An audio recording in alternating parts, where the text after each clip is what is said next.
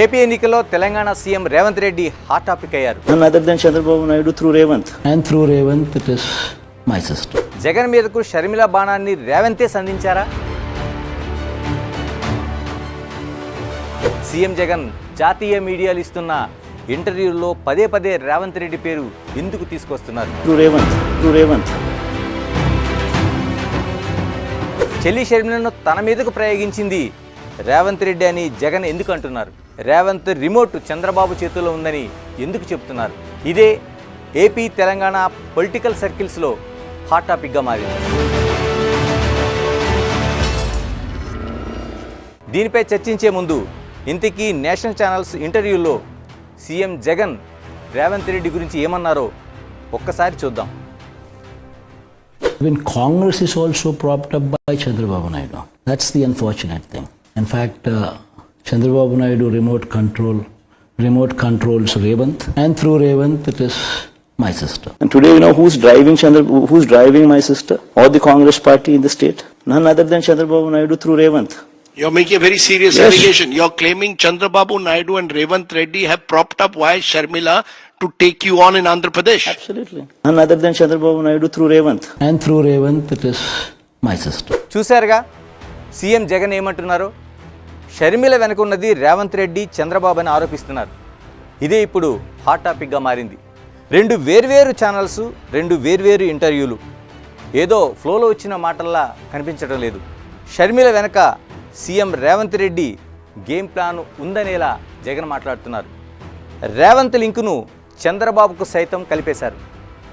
ఒకరి చేతిలో ఒకరు రిమోట్ కంట్రోల్ అంటూ లింకులన్నీ గట్టిగా ముడేస్తున్నారు. ఏపీ పాలిటిక్స్లో సీఎం రేవంత్ రెడ్డి ప్రస్తావన అసలు ఎందుకు తీసుకొస్తున్నారు? ఎవరి రాష్ట్రాలకు వాళ్ళు సీఎంలుగా ఉన్నారు. మరెందుకు రేవంత్ తననేదో చేయబోతున్నారంటూ జగన్ అంటున్నారు? రేవంత్ రెడ్డి, షర్మిల ఇద్దరు కాంగ్రెస్ పార్టీ కావడం వల్లే ఇలా లింకు కలుపుతున్నారా? షర్మిల రిమోట్ రేవంత్ రెడ్డి చేతిలో ఉందనడంలో నిజముందా?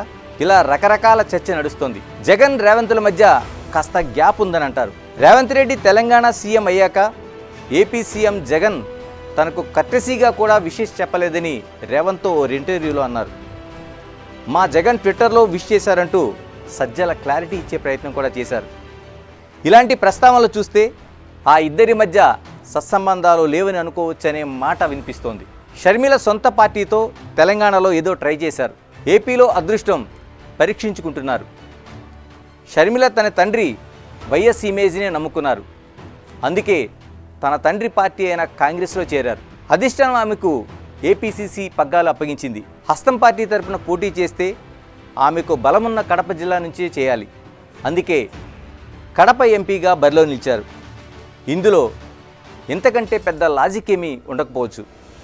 షర్మిల వర్సెస్ జగన్ పోరులో మధ్యలో రేవంత్ రెడ్డిని ఎందుకు ఇన్వాల్వ్ చేస్తున్నారో అర్థం కావట్లేదని కాంగ్రెస్ వర్గాలు అంటున్నాయి. గతంలో చంద్రబాబు, రేవంత్లు టీడీపీలో కలిసి పనిచేశారు కాబట్టే రేవంత్ చంద్రబాబు మనిషిని ముద్ర వేస్తున్నారా? ప్రస్తుతం షర్మిల జగన్కు ప్రత్యర్థి కాబట్టి షర్మిలను చంద్రబాబుతో ముడిపెడుతూ మధ్యలో రేవంత్ను సైతం లాగుతున్నారా? జగన్ ఆరోపణల వెనుక వ్యూహం ఏదైనా ఉందనే అనుమానాలు లేకపోలేదు. అటు రేవంత్ రెడ్డి మాత్రం జగన్ ప్రస్తావన తీసుకొచ్చిన సందర్భాలు దాదాపు లేవని అంటున్నారు. రేవంత్ సీఎం అయినప్పటి నుంచి 6 గ్యారెంటీల అమలుపైనే కంప్లీట్ ఫోకస్ పెట్టారు. ఇప్పుడు పార్లమెంట్ ఎలక్షన్లో బిజీగా ఉన్నారు.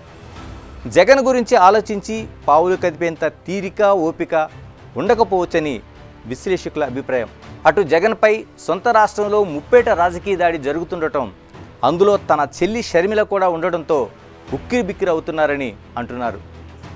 షర్మిల కాంగ్రెస్ పార్టీ కావడం, రేవంత్ రెడ్డి సైతం కాంగ్రెస్ పార్టీ తరపున సీఎంగా ఉండడంతో షర్మిల వెనక రేవంత్ రెడ్డి ఉన్నారని అంటున్నారో లేదంటే ఇంకేదైనా వ్యూహం ఉందో జగన్కే తెలియాలి.